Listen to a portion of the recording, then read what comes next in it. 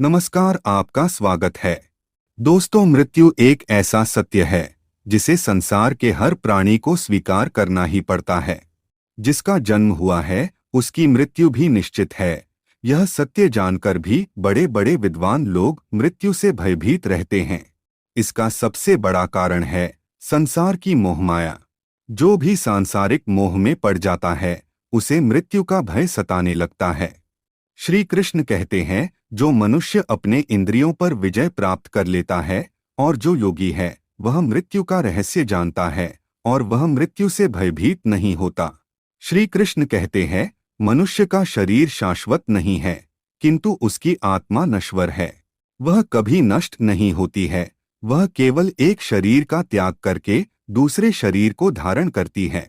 किंतु आप सभी के मन में यह प्रश्न अवश्य आता होगा कि आत्मा शरीर में किस स्थान पर रहती है, आत्मा का स्वरूप कैसा है, जन्म के समय आत्मा शरीर में कब प्रवेश करती है तथा मृत्यु के बाद आत्मा किस मार्ग से शरीर का त्याग करती है।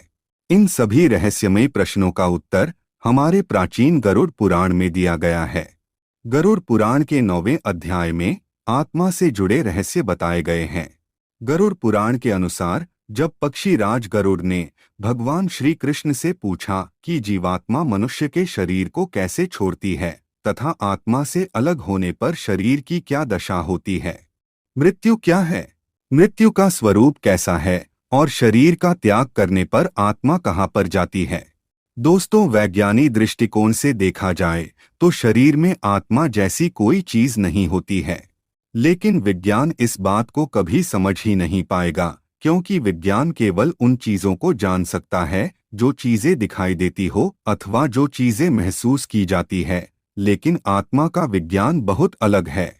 श्री कृष्ण कहते हैं कि आत्मा को न शस्त्र काट सकते हैं, न वायु सूखा सकती है, न जल गला सकता है और न अग्नि जला सकती है। इसका अर्थ है कि आत्मा कोई भौतिक चीज नहीं है। ये एक स्पिरिचुअल एनर्जी है जिसे साधारण मनुष्य कभी जान नहीं पाएंगे।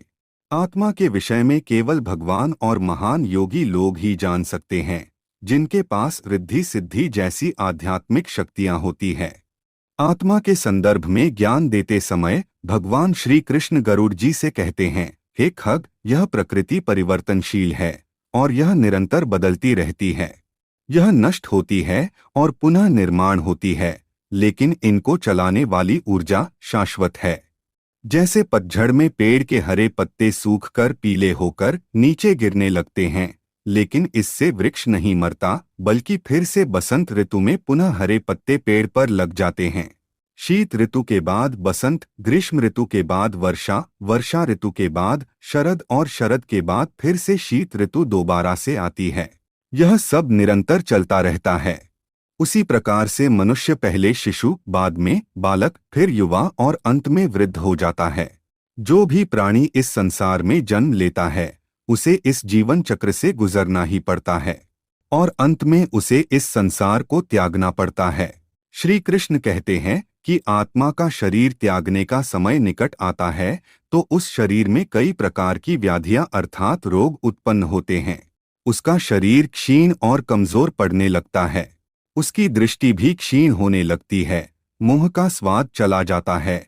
व्यक्ति बोलने और सुनने में असमर्थ होने लगता है और धीरे धीरे उसका शरीर ठंडा पड़ने लगता है।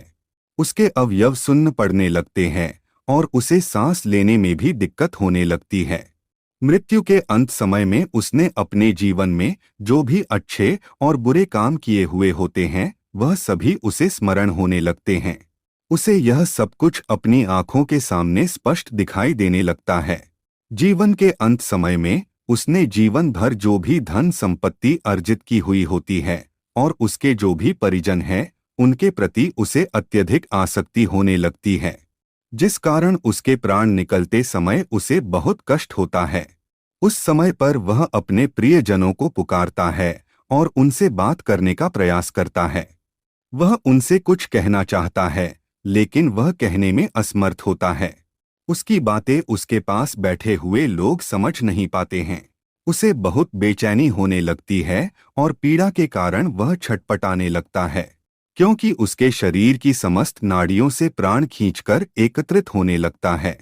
उसके पांचों इंद्रिय अर्थात स्पर्श, स्वाद, गंध, दृष्टि और श्रवण ये सभी एक एक करके शिथिल होने लगते हैं और अंत में विलुप्त हो जाते हैं। जब उसके शरीर से प्राण निकलने का समय निकट आता है तो उसे एक प्रकार की मूर्छा आ जाती है।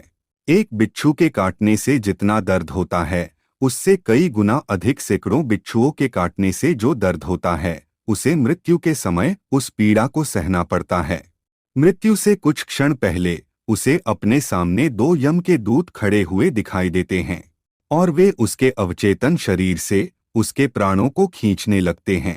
यह प्राण ही उसकी आत्मा होती है। श्री कृष्ण कहते हैं, मनुष्य के शरीर में 9 द्वार होते हैं, 2 आंखें, 2 कान, नाक, 1 मुख और 2 मल मूत्र त्याग करने के द्वार होते हैं और 9वां द्वार होता है ब्रह्मरंध्र, जो सिर के मध्य भाग में स्थित होता है।